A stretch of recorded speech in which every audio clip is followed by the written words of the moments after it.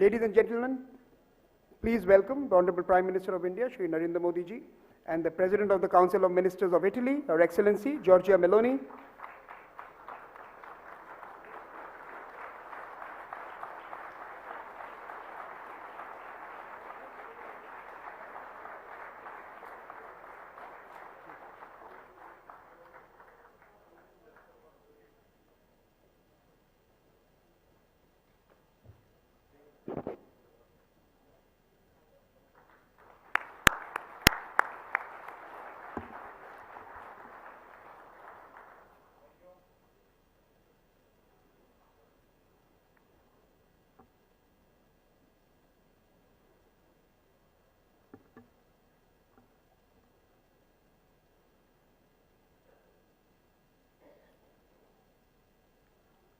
Honorable Prime Minister of India, Shri Narendra Modi ji, the President of the Council of Ministers of Italy, Her Excellency Giorgia Meloni, Foreign Minister of India, Dr. Jaishankar, Ambassador Vinay Quatra, esteemed leaders, Excellencies and distinguished guests, a very, very warm welcome to the 8th Raisina Dialogue. This edition of the dialogue is special. It is the first dialogue in India's Amritkal, or Golden Age, an epoch marking the 25 years leading up to a century of India's independence. When colonial rule left our country starving of resources, it could not shackle the hopes and dreams of 1 billion people. Today, those aspirations remain alive, and 75 years that passed have led to this very moment of resurgence. Amritkal is when the population of this country will be lifted to new standards of living, when the state will grow it in its capacity to serve the needs of not just its own citizens, but those of the world, and when the country will invest in shaping a new global order that is responsive to all humanity and to our shared planet. The Raisina Dialogue seeks to be an ideas companion in this journey of India with the world. There is a packed agenda for the dialogue in the days ahead that allows us to engage with new voices, new thoughts and new ideas that could indeed change our paradigms. 2023 is also significant for India, as it is the year of India's presidency of the G20, a group of nations that are pivotal to the world's future because their choices have cascading regional and global consequences. The failures of the G20 will hurt the world, and their successes will lift us all. The ambition of this year's G20 has also shaped the dialogue's agenda. From debating the need for reforms in multilateralism to encouraging lifestyle changes to mitigate the climate crisis, the Raisina Dialogue aims to support India's G20 priorities. This year, G20 also aims to be inclusive. The Honorable Prime Minister, Shri Narendra Modi, elaborated his vision at the Voice of the Global South Summit. He said, and I quote, "As far as India is concerned, your voice is India's voice, your priorities are India's priorities." This sentiment will be reflected in the Raisina Dialogue Town Hall on March 5th, where we will gather not only the G20 countries, but also participants from over 80 countries to be present and to discuss our common future. That collective future may be difficult to imagine at this moment, given what we went through in the first 2 years of this decade. Indeed, has it only been 2 years? From old conflicts resurfacing in Europe to convenient morality in Afghanistan, from complete disregard for the environment to selfish acts during the COVID-19 pandemic. This already feels like a very long decade, and this brought out the worst of humanity. Forums like this dialogue are seeking to bring out the best. It is during these gatherings that exaltations could catalyze an inclusive development policy that is fit for purpose. The theme for this year's dialogue is provocation, uncertainty, turbulence, lighthouse in the tempest. Question mark. Can all of us assembled here in New Delhi be a lighthouse in our own way? As the world is being battered by a perfect storm, multiple beacons are needed to illuminate the way. India seeks to be one of them and to inspire others to be the same. Last year, as we opened the dialogue, we made 2 promises to the Honorable Prime Minister. First, that as hosts, we would follow the sun to where the best and most plausible ideas await. And second, we committed to investing in building the next generation of global diplomats. This year, on February 18th, we launched Raisina at Sydney, alongside the editions we host in Delhi, Berlin, and Washington, D.C. This dialogue is now truly chasing the sun, seeking inspiration from across the globe. This October, the past October, we also inaugurated the Raisina Forum for the Future of Diplomacy. Hosted in New Delhi and Varanasi, it brought together diplomats from over 30 countries to rethink their official responsibilities and ethics. The world's diplomatic corps are now the first responders to everything, from health crisis to man-made and natural disasters. The investment in skills and character that may be demanded of them need to be invested in and need to be invested in now. Continuing our tradition of engaging the brightest minds from around the world, we welcome the 2023 batch of the Raisina Young Fellows who are seated here to my right. We have 48 fellows from 33 countries and a community which is now close to 2,000 from over 110 countries. It is a hope that these young minds and others who will join us at the dialogue will take with them new perspectives, new friendships, and a new resolve, inspired by the ethos of this G20 priority and agenda. Vasudhaiva Kutumbakam, one earth, one family, one future. Stronger together is the Indian way. Perhaps that is the only way. Welcome once again, and let the conversations begin. I thank you for gathering here.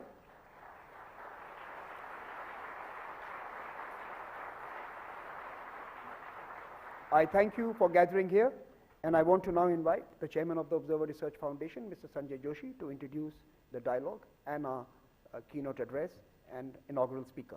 Mr. Sanjay Joshi, the mic is yours.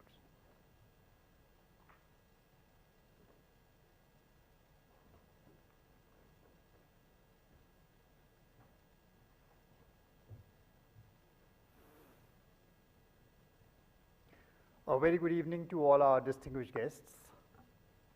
Honorable Prime Minister of India, Shri Narendra Modi ji, our guest of honor, Excellency Giorgia Meloni, Prime Minister of Italy, Honorable External Affairs Minister, our partners, the Ministry of External Affairs, Ministers, Admirals, Generals, this distinguished gathering assembled in this room for the 8th Raisina Dialogue.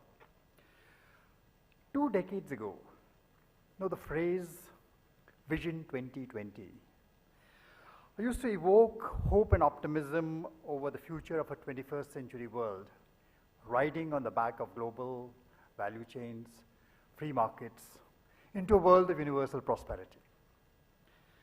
Well, 2020 came, and instead of a well-lit road going to the future, we seem to have hit a series of blind spots one after the other.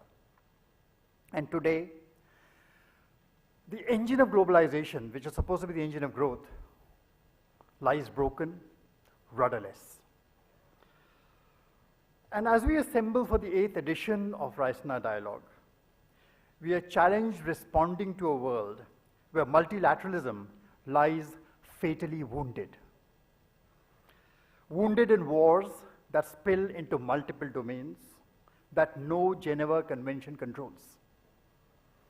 Trade, global finance, energy, food, everything is a weapon. A hyper-connected world, hyperventilating on Twitter 24/7, where the pandemic of hate and anger spreads with greater virulence than COVID-19 ever did.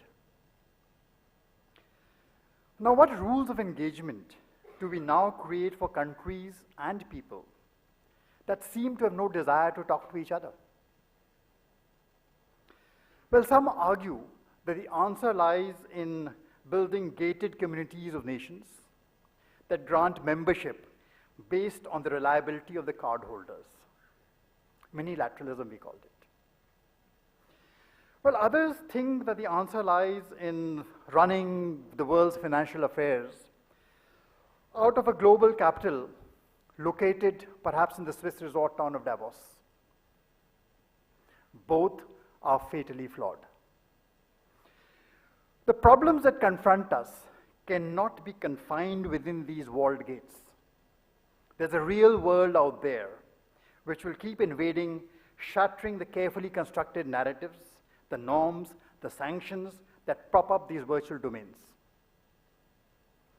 And caught in between all this are nations, middle powers, beleaguered emerging economies that, given a choice, have no interest in engaging in geopolitical competition, much less playing ball with revisionist powers keen to overturn the existing global order. These nations bank upon global multilateral institutions to manage potential conflicts and smooth the impact of trade wars and great power rivalries. And yet, as the business of governance has got more complex, more complicated, more than ever, we need new rules for the road now. We need new rules of the road now because we no longer travel just as a community of nations. We have been joined by many new actors who can traverse these highways with far greater speed than nations ever do. And these are tectonic events which are taking place, and the greater their magnitude, the weaker is becoming our capacity to respond to it. And mind you, this is only Act 1 of this play. Already we see technology move in to substitute agency-led order and norms by discrete, anonymized protocols for finance, trade, commerce, and communications. For good or for bad, it is difficult to tell today. But in Act 2, which is coming, which is called the Age of the Intelligent Machine, now, unlike science fiction, the machine age does not manifest itself suddenly as an omnipresent, all-knowing chatbot appearing one fine day. Instead, it is slipping in each day, camouflaged in a forest of cookies, protocols, self-learning algorithms, Kafkaesque structures, which fashioned by tech entrepreneurs, advertisers, agents, ordering and controlling the lives of the governing and the governed both. The question is, how democratic or how intrusive these are going to be, and that is a question which is going to keep on haunting us. And we can be sure that in the days ahead, the negotiations and the confrontations to settle these structures are going to be very intense. So the Raisina Dialogue 2023, today we are holding it as India takes charge of the G20, and a year that promises to be more than the ordinary. This forum comes at a time when many of us in Delhi believe that we have the ability to incubate conversations where many of these posers must be responded to. Our hope is that the Raisina Dialogue becomes one of the most influential of these platforms during India's presidency, a forum where each one of us in these troubled, tempestuous times contributes to the quest for answers and becomes part of the lighthouse that guides the ship back safely to shore. Thank you, and with that, I would like to invite Her Excellency Giorgia Meloni to deliver a keynote address. Over to you, ma'am.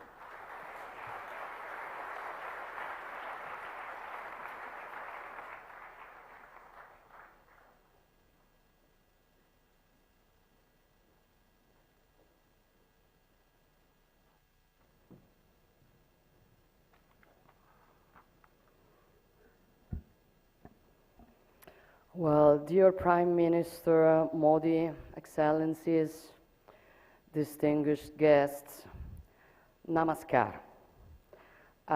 It is an honor for me to inaugurate this year's Raisina Dialogue and to do so in front of such an extraordinary audience, an audience that includes representatives from across the G20, with whom Italy shares a special responsibility to find solutions to our common global challenges.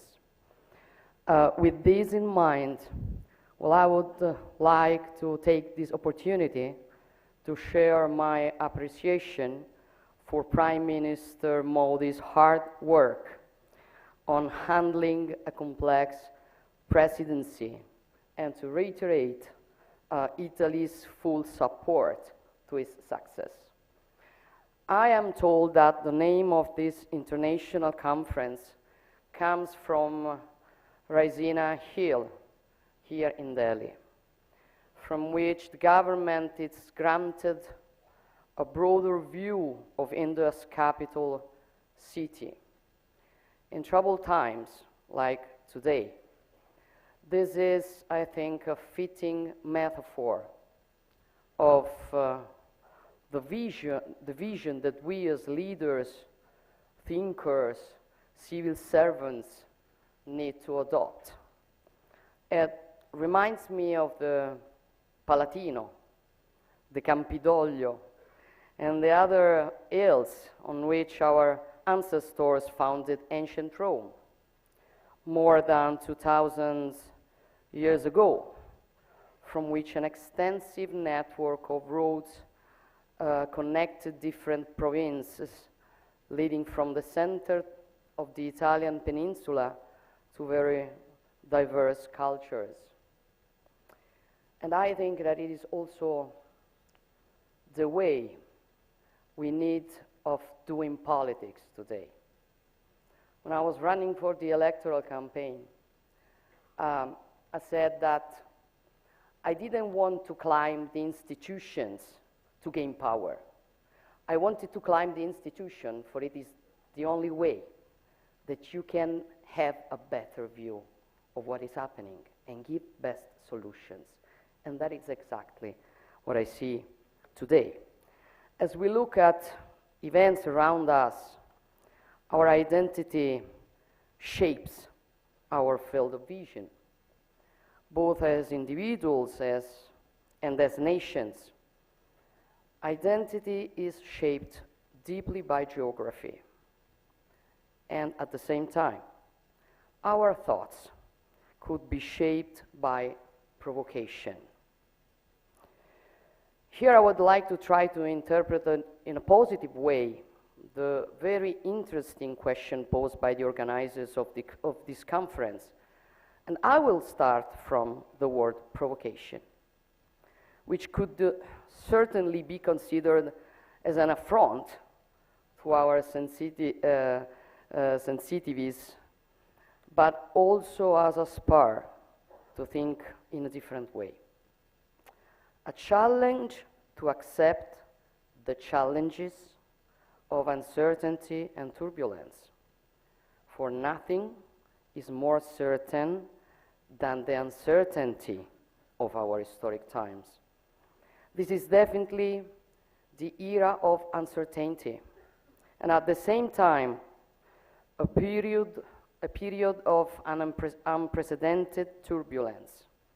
We are in a tempest, and we need to stand tall in considering our common challenges.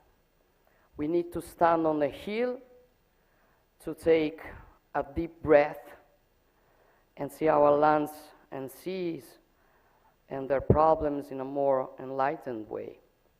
We need a lighthouse in the storm.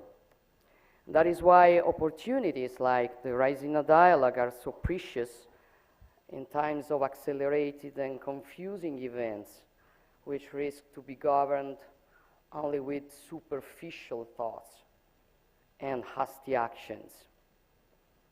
Therefore, let's go back to the fundamental factors, including the geographical one of our identities, and considering some important similarities between the wide and profound wealth of the Indian and Italian ancient cultures and contemporary interests. I wonder if one can speak of the concept of peninsularity, which could have a place next to those of insularity and continentality. Italy is deeply European. Our roots and history, they are European. And together with the nation across the continent, we've built Europe's identity through the centuries. Yet all of Italy's long coastlines are bathed in the Mediterranean, the natural environment where the Judaic, Christian, and classic roots of Europe have developed. Geography has shaped our culture, our outward projection, and our growth as civilization. And much like India, the peninsular factor has given us a crucial resource, being both a continental and a maritime nation. A key advantage, making us natural platforms for trade, logistics, and the dissemination of culture and science. For centuries, our maritime flows have looked towards the south and to the rest of the Mediterranean, which remains our natural neighbor, and with whom we are continuing to build mutually beneficial relations.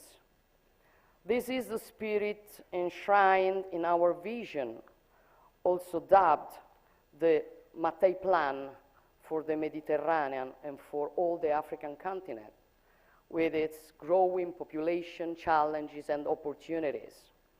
A vast region which has also the resources, starting with energy, which are so crucial for Europe, but which should, first of all, benefit the peoples who are the owners of these commodities.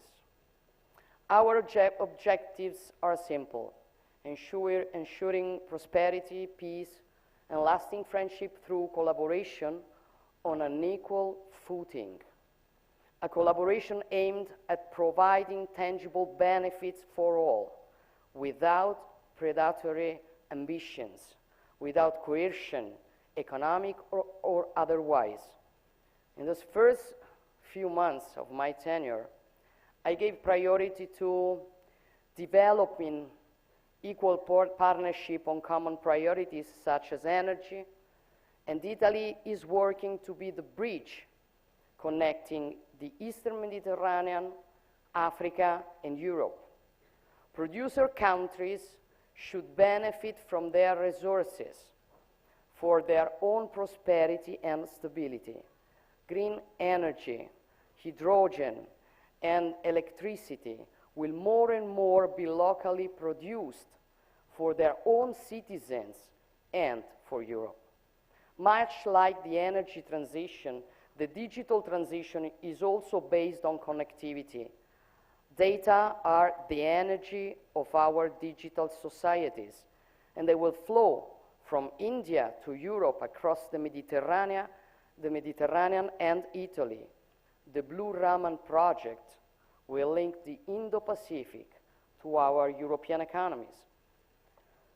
In the past, the Alps at our north protected Italy, but they were also the area of connection to the rest of Europe. Likewise, the Mediterranean Sea was for centuries a sort of blind alley, the extreme appendix of the Atlantic Ocean. Human progress and ingenuity, however, made the impossible possible. A change in geography, a passage from the Mediterranean to the Indo-Pacific through the Suez Canal. Today, the Mediterranean is really the sea in the middle, the basin which stands between the two major maritime spaces of the globe, the Atlantic and the Indo-Pacific. Italy, with its peninsula, which lies in the very center of the Mediterranean Sea, continues to be in every way a fully integrated part of the Euro-Atlantic community and of the cultural and political West, but it is more and more projected towards the Indo-Pacific, regaining the history of our maritime republics and of Marco Polo, especially after the opening of the Suez Canal. The laws of physics, starting with the communicating vessels, are those of trade. The impact of such a shift are hard to exaggerate. 150 years later, as the Indo-Pacific has become a crucial center for gravity for the global economy, 40% of the EU's foreign trade passes through the South China Sea, and much more transits through the Indian Ocean. Our two regions are more interconnected than ever before. Together, we account for 70% of global trade, and the EU has become the biggest investor in the Indo-Pacific, which contributes to two-thirds of global economic growth. The world's oceans connect us. They are essential to global commerce and our way of life. Today, shipping makes up 90% of all international trade, and freedom of navigation is crucial for our economies. Global interconnection has enabled our economies to cooperate and flourish, but it comes at a cost, especially in times of turbulence within the international community. What happens in Europe affects the Indo-Pacific in ways it would not have in the past. And what happens in the Indo-Pacific has direct repercussions in Europe. This is not a surprise. It is not a black swan. It is rather a gray rhino we should have seen. And it is something we need to keep in mind as we move forward. This implies a new approach on how we work together. We need to see the world through progressive lens, to focus with the same level of attention on both long and short-term dynamics. We face a war of aggression which brings us back to the tragedies of the 20th century, but at the same time we need to have the necessary vision to be prepared for the challenges of the 21st century. The COVID-19 pandemic shook the foundation of international trade and mobility, exposed profound weaknesses in the resilience of global supply chains and in globalization as we knew it. They said we could solve every problem with free trade. We were going to have democracy and richness for everybody. It wasn't like that. And we have to face what we were wrong in. As we worked to overcome these challenges, recover from the pandemic's devastating impact, and restore global trade flows, the Russian war of aggression against Ukraine disrupt global energy prices, endangered food security, and sent waves of inflation across the world to the detriment of the most vulnerable, especially in the global south. And it also put at risk global stability, peace, security, which depend on a predictable, rule-based international order. Just 1 year ago, we were poised to face the challenges of the 21st century, which were eradicating poverty, addressing climate change, managing the impacts of digitalization on information flows and on daily life in our societies, handling the advent of new technologies such as quantum computing and artificial intelligence. However, the events of February 24th last year brought us back to the wars of 20th century. I was in Kyiv last week. I witnessed the hard reality on the ground. I felt the strength of the Ukrainians' national spirit among the destruction. The war is a war in Europe, distant geographically from many other parts of the world, which in many cases are facing their own hardships closer at hand. This should not, however, overshadow the relevance of what is at stake. The Russian attack is not simply an act of war or a localized conflict. It is an act against the territorial integrity of a sovereign nation in violation of the fundamental principle of the global order that enables the international community to thrive. And we cannot allow the very foundations of international law to be threatened, without which only military force would be taken into account, and every state in the world would risk being invaded by its neighbor. These are not only the interests of the European countries. These are the common goods for the coexistence of all countries of the world. We cannot sit idly in the face of this with this provocation at the heart of the UN Charter, which threatens to undermine stability across the globe. And we cannot allow the law of the strongest to overcome the strength of law. I know that there are many who feel that Europe has in the past failed to acknowledge that the world's problems are also its own. And perhaps until the past few years, our geopolitical stance has been less vocal than it could have been. This is no longer the case. And initiatives such as the EU strategy for the Indo-Pacific demonstrate that our views have indeed broadened. Regional affairs rapidly turn into global affairs in today's interconnected world. And unfortunately, Europe's problem today has become the world's problem. Italy and India share a profound conviction that only the rule of law can allow humanity to prosper and develop in balance and harmony. As forward-looking countries with rich cultures dating back millennia, we have a common human-centric vision in which democracy, science, peace, prosperity go hand in hand. The relationship between artificial intelligence and ethics is crucial. All developments must be human-centered. Our strength lies in our human capital, in our abilities to create and to push the boundaries of science, knowledge, and technology while keeping the state at the service of our citizens.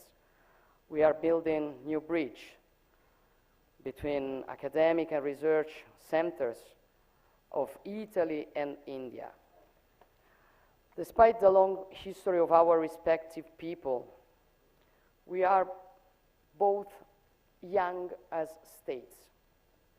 We have had to overcome intense similar struggles to establish ourselves as independent states. It is no coincidence that the Italian Risorgimento was among the sources of inspiration for many Indians fighting for their independence, and that the work of Giuseppe Mazzini, a key figure for Italy's unification, was translated, read, and studied by many Indian patriots. Gandhi himself, whose Young India drew from Mazzini's Giovane Italia, recognized his influence, saying, "There are few examples in the world of a man who alone accomplished this country's resurrection by the power of his thoughts and extreme dedication throughout the course of his life." Our civilizations have met, touched, and influenced each other along the centuries. There are many examples, but one struck a particular chord with me: the discovery of an Indian ivory statue in the 2,000 years old ruins of Pompeii, a powerful testimony of the depth of our historical relations. Our cultures are hymns to life and love, and we will continue to fight with determination against those who worship hate and violence. Terrorism is a cancer that also needs to be faced through a wide international cooperation, and it must be addressed with leadership and resolve. As I sit in my office in Palazzo Chigi in Rome, which is known as the Prua d'Italia, the bow of Italy, I'm often reminded of my nation's maritime nature. As we navigate the waters of the world, we must navigate the new horizons of the 21st century. We need to see better as we move through uncertainty, to strengthen the resilience of our global relationships through greater cooperation and diversification. It is true that, as the title of this year's Raisina Dialogue reminds us, we are weathering a storm, which is a terrible storm, that is making it difficult for our ships to sail through crosswinds and violent waves crashing on the surf. And fear has crept into their crews, and even the most seasoned sailors are hard-pressed to make the right decisions. Those who are at the stern, carrying the responsibility of their crews and of their ships, they can make the difference.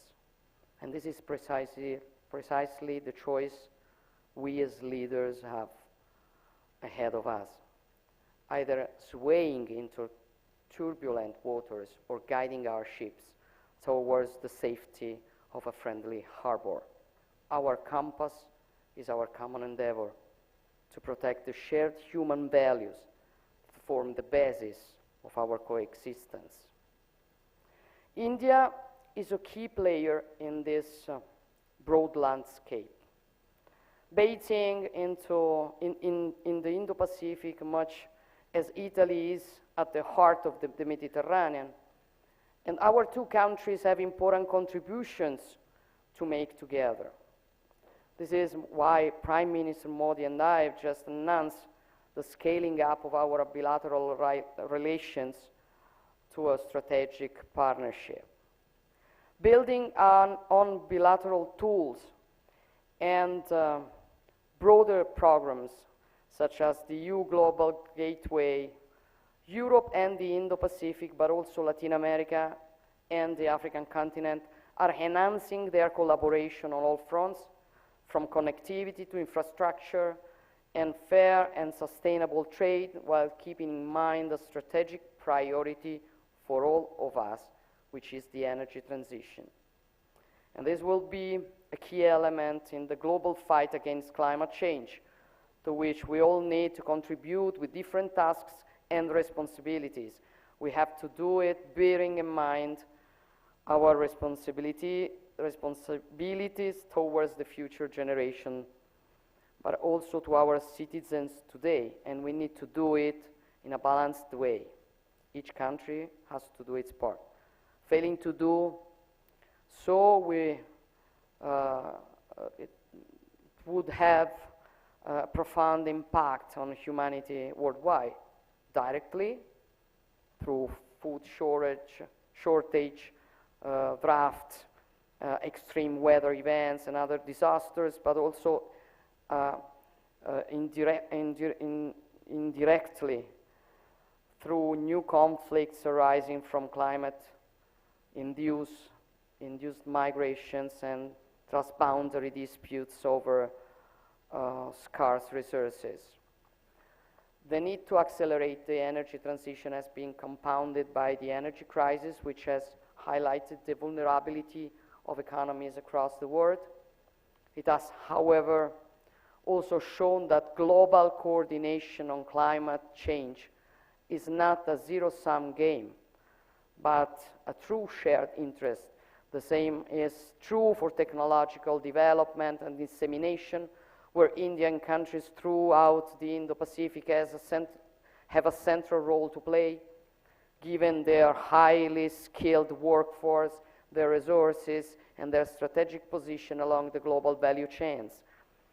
Our ability to work together on renewable energy, green hydrogen, circularity, and the twin transition will determine our success, and it requires a functioning international order. And this is something that we humans of the 21st century cannot do without, and that we need to nurture and reaffirm at every turn. The governance of multilateral organization must be updated, but the cornerstones of multilateralism cannot be put in question, as they are also the cornerstones of peace and freedom. Let us not feed the false metaphor of a world divided, the West against the rest. The unshakable unity in the face of the growing threat to international peace and stability goes well beyond the Western interest. It is a common interest. And this is, I believe, a key message that could emerge from the Indian G20 presidency, as well as from the Raisina Dialogue. A message of hope, a message of unity. Every nation can be a lighthouse, with the wealth and pride of its tradition and identity, which somebody would like to forget or hide or kick. But we are nothing without our roots, our rights, and the capability we have to recognize them. They depend from our tradition. And who wants to kick our tradition, our identity, wants to kick our rights. So it's an important struggle that we are facing all over the world. And I know that on this we do agree the same point of view. Lighthouses do not obscure each other, but they can shine together and help all of us to navigate in these troubled waters. Thank you very much.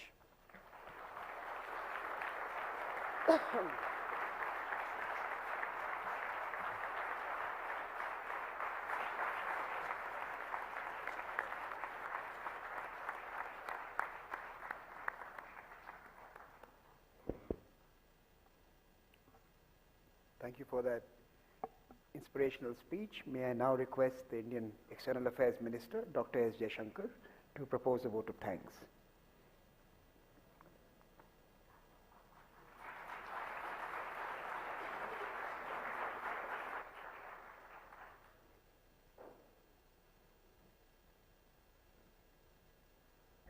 Prime Minister Narendra Modi ji, Prime Minister Giorgia Meloni, my distinguished foreign ministerial colleagues, excellencies, ladies and gentlemen.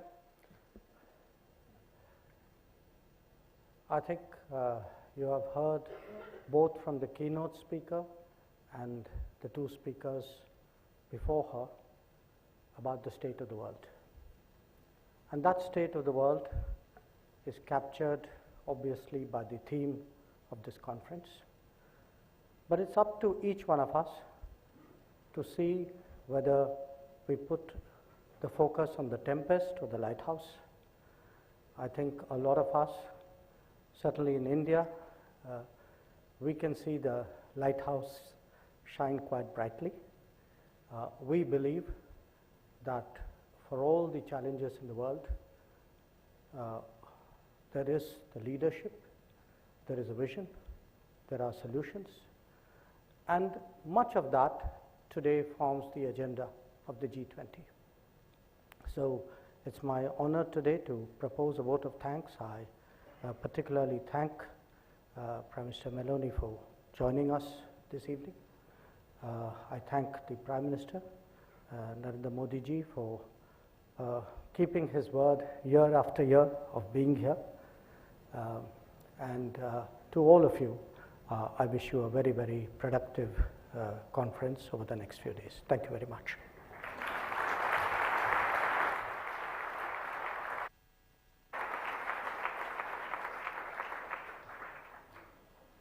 I will now request all of you to remain seated as the Honorable Prime Minister and the President of the Council of Ministers leave this room.